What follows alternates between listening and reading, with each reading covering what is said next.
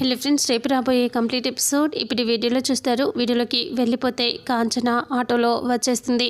కాంచన ఆటోలో నుంచి దిగుతుంది. దిగిన తర్వాత ఆటో డ్రైవర్ ఆటోలో నుంచి దిగేసి డబ్బుల కోసం చూస్తూ ఉంటాడు. కాంచన దిగేసి డబ్బులు ఇవ్వకుండా వెళ్ళిపోతూ ఉంటుంది. అమ్మ డబ్బులు ఇవ్వలేదమ్మా అని అంటే, ఓ అదొకటి ఉంది కదా మర్చిపోయాను అనేసి ఇంకా డబ్బులు తీస్తుంది. 100 రూపీస్ ఇస్తుంది. ఇస్తే అవి చూసి ఇంతే అదేంటమ్మా అని అంటే, ఓ ఎక్కువ ఇచ్చినట్టున్నానే అనుకొని, ఇదిగో నీకు పిల్లలున్నారా అంటే, ఉన్నారమ్మా అంటే, అయితే ఆ పిల్లలకి పోయేటప్పుడు చాక్లెట్లు బిస్కెట్లు తీసుకుపో ఆ చిల్లరతో అని అంటుంది. అలా అంటే, అదేంటమ్మా ఇంకా 200 అయితే 100 రూపాయలు ఇచ్చి మళ్ళీ అవి ఇవి తీసుకుపో అంటావేంటమ్మా, ఇంక 100 రూపాయలు ఇవ్వాలి అని చెప్పగానే అప్పుడు కాంచన అంటుంది, ఏంటి మా ఊరు నుంచి ట్రైన్లో ఇక్కడ దాకా రావడానికి 400 అయింది, నువ్వు ఇక్కడ నుంచి ఇక్కడికి దింపడానికి 200 తీసుకుంటావా, నేనెందుకు ఇస్తాను, నేను ఇవ్వను పో అని చెప్పి అంటుంది. అప్పుడు అలా అనేసి వెళ్ళపోతూ ఉంటే ఆయన చెయ్యి అడ్డుపడతాడు.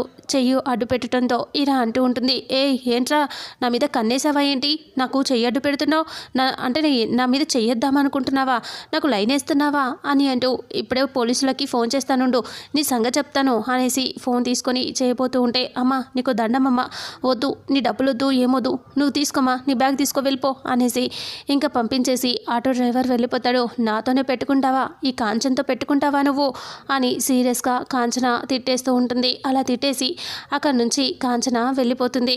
ఇంకా ఇంట్లోకి వెళ్తూ ఉంటే ఇక ఒక్కసారిగా ఇంట్లో అనన్య శరణ్య ఇద్దరు భూకంపం వచ్చి ఇల్లు ఊగిపోతూ ఉంటుంది కదా, అలా వాళ్ళిద్దరూ ఊగిపోతూ ఉంటారు. ఇక అప్పుడు శరణ్య అంటుంది, ఏంటిది ఇదేంటి ఇలా వచ్చేసింది ఏంటి భూకంపం వచ్చేసినట్టుగా అని అంటూ ఉంటే, అవునక్క భూకంపం వచ్చినట్టుంది అని శరణ్య అనన్య ఇద్దరు ఊగిపోతూ ఉంటారు.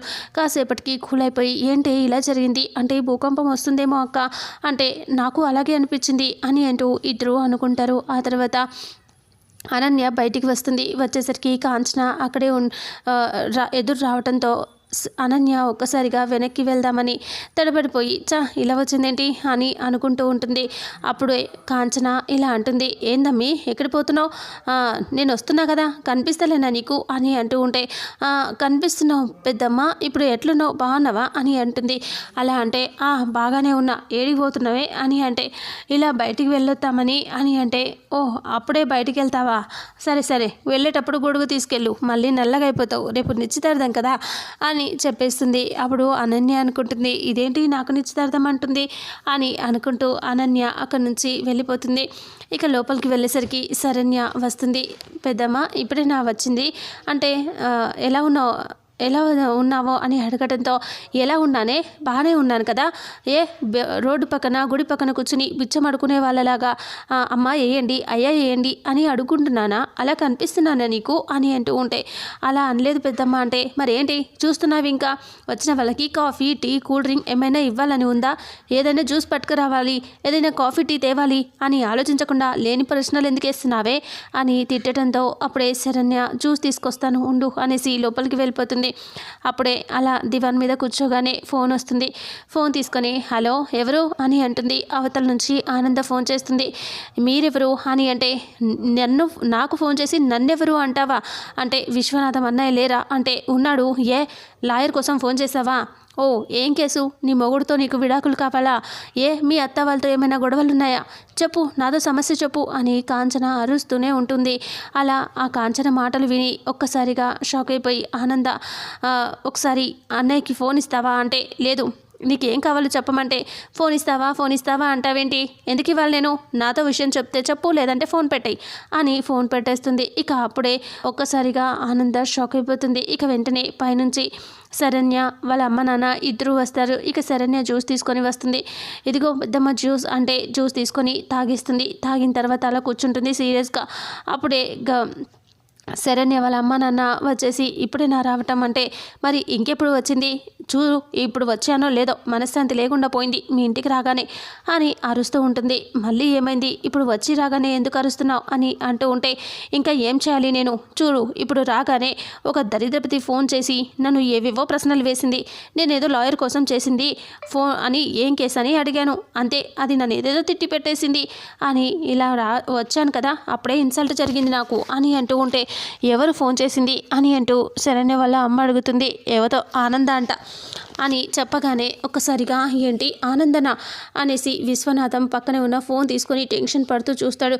అమ్మో ఆనంద ఫోన్ చేసింది, నువ్వేం మాట్లాడావు అని అంటే నేనేమన్నాను, ఏమన్నా కేసు కోసం చేసిందేమో, మొగుడుతో విడాకులా ఏంటి పంచాయతీ చెప్పు నేను చెప్తాను అను, అది తిట్టి పెట్టేసింది నన్ను, అసలు ఎవరది అని అంటే ఇంకా అప్పుడే ఆవిడ ఎవరో కాదు మాకు వియ్యంకురాలు అని అంటూ సీఎంఓ పిఎంఓ అయితేనే భయపడతారా, తను మాకు అంతకంటే ఎక్కువ అని చెప్పగానే ఒక్కసారిగా షాక్ అయిపోయి అయ్యయ్యో నాకు తెలియకుండా తిట్టేశానే అని అంటూ ఉంటే నువ్వు అనవసరంగా నోరు పారేసుకుంటావు, ఇప్పుడు చూడు ఏం జరుగుతుందో ఏంటో అని అంటూ ఏమండి మనం వెళ్ళి ఒకసారి క్షమాపణ అడిగేసి వద్దామండి, ఆ ఆనంద గారు ఏమనుకుంటారో ఏంటో అని అంటే సరే పద వెళ్దాం అనేసి ఇద్దరు వెళ్ళబోతే నేను వస్తా అని కాంచన అంటుంది. మళ్ళీ అక్కడొచ్చి ఏం రచ్చ చేస్తావో నువ్వు, ఏమీ వద్దు అని అంటే రచ్చ ఎందుకు చేస్తాను, ఏమీ కాదు నేను వెళ్తాను, నేను వస్తాను, వచ్చి ఆవిడకి క్షమాపణ చెప్తాను అంటే క్షమాపణ చెప్తావో ఇంకేమైనా చేస్తావో అంటే ఇంకేం చేయను, కావాలంటే కాళ్ళ మీద అయినా పడతాను అని చెప్పగానే సరే పద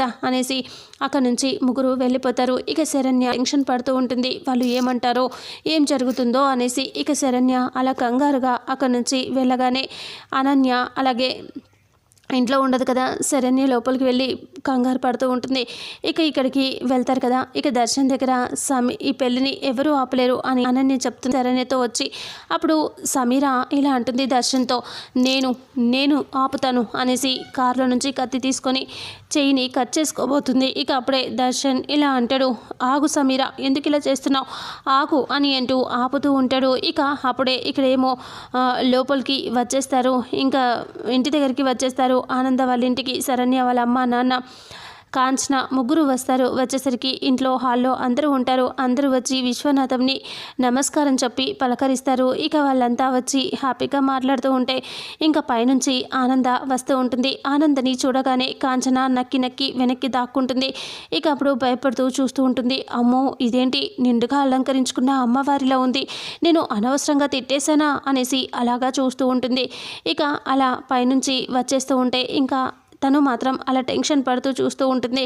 ఇక అప్పుడు ఆనంద వచ్చి నిలబడగానే ఇంకా ఇలా వచ్చారేంటి అనేసి వాళ్ళ అక్క అంటుంది. ఆనంద వాళ్ళ అక్క, మేమేమో ఆనందతో మాట్లాడటానికి వచ్చామమ్మా అని చెప్తే ఓ అవునా అదిగో ఆనంద వస్తుంది మాట్లాడండి అని అంటూ చెప్పగానే ఆనంద వచ్చి అన్నయ్య మీరే వచ్చారేంటి అని అంటే అవును చెల్లమ్మ నీకోసమే వచ్చామంటే నాకోసమా, దేని గురించి అన్నయ్య అని అంటూ అడిగితే అదే చెల్లమ్మ ఇందాక నువ్వు నాకు ఫోన్ చేసావంట, దానికోసమే క్షమాపణ అడగటానికి వచ్చానమ్మా అని అంటే దానికి క్షమించమని అడగటానికి సంబంధం ఏంటన్నయ్య అంటే నా వల్ల కదమ్మా నీకు మాటలు పడ్డాయి, అందుకే ఆ విషయం గురించి చెప్పటానికే వచ్చానమ్మా అని చెప్పగానే ఇంకా అయ్యో అలా ఏమీ లేదు, నేను అప్పుడే ఆ విషయాన్ని మా చెల్లెలు అప్పుడే ఆ విషయం మర్చిపోతుంది, అలా ఏం గుర్తుపెట్టుకోదు అని అంటూ ఆనంద వాళ్ళ అక్క అంటుంది.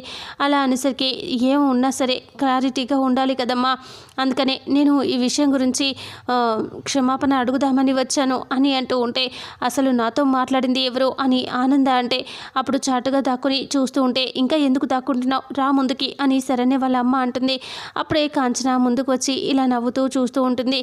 చెప్పు ఎందుకు అలా మాట్లాడావు అని అంటూ సీరియస్గా అరవటంతో ఇక అప్పుడే అలా చూస్తూ ఇంకా టెన్షన్ పడుతూ అది అని అంటూ మాట్లాడింది మీరని తెలియక అలా మాట్లాడేశాను క్షమించండి అని అంటూ ఉండి అలా అనేసరికి అసలు మీరు ఇలా మాట్లాడతారు అని అంటూ ఇంట్లో వాళ్ళంతా తిట్టేస్తారు. అలా తిట్టేసరికి అప్పుడు ఇలా అంటూ ఉంటుంది ఆనంద, ఇంకా అలాగే నా మాట్లాడేది అని అంటూ ఉంటే నన్ను క్షమించు, నువ్వని తెలియక అలా చేశాను, అవసరమైతే నీ కాళ్ళు కూడా పట్టుకుంటా అనేసి నేను చిత్తూరు వాళ్ళ కాళ్ళ మీద పడుతుంది.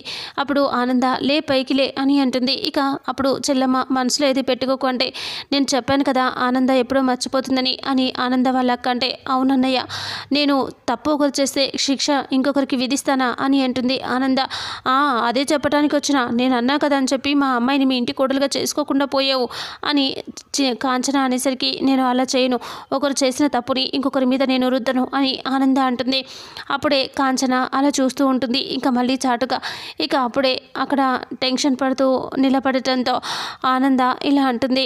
ఏంటన్నయ్య అంటే ఏమీ లేదు చెల్లమ్మ, దీనికోసమే మాట్లాడదామని క్షమించమని అడుగుదామని వచ్చా అంటే మీరు అలా అడగటం ఏంటన్నయ్య, మిమ్మల్ని నేనేమీ అనుకోవట్లేదులేండి అని అంటే ఇంకా అప్పుడే అలాగే చూస్తూ సరే రేపు 10 గంటలకి నిశ్చితార్థం అన్నయ్య రావాలి అని అంటే సరేనంటుంది. ఇక అనన్య ఇంటికి వెళ్ళి శరణ్యతో ఇలా చెప్తుంది. నీ నిశ్చితార్థం ఎవరూ ఆపలేరు అంటే నేను ఆపుతా అని సమీర కత్తి తీసుకొని ఇలా కట్ చేసుకోపోతే దర్శన్ ఒక్కసారిగా చేయి పట్టుకొని ఆగు సమీర ఆగు ఆగు అని ఆపుతూ ఉంటాడు. ఇంతటితో రేపు రాబోయే ఎపిసోడ్ ఎండ్ అవుతుంది. మరుసటి ఎపిసోడ్లో ఏం జరుగుతుందో తెలుసుకుందాం. వీడియోని చూస్తున్న ప్రతి ఒక్కరూ వీడియోని లైక్ చేయండి, అలాగే షేర్ చేయండి. Thank you so much.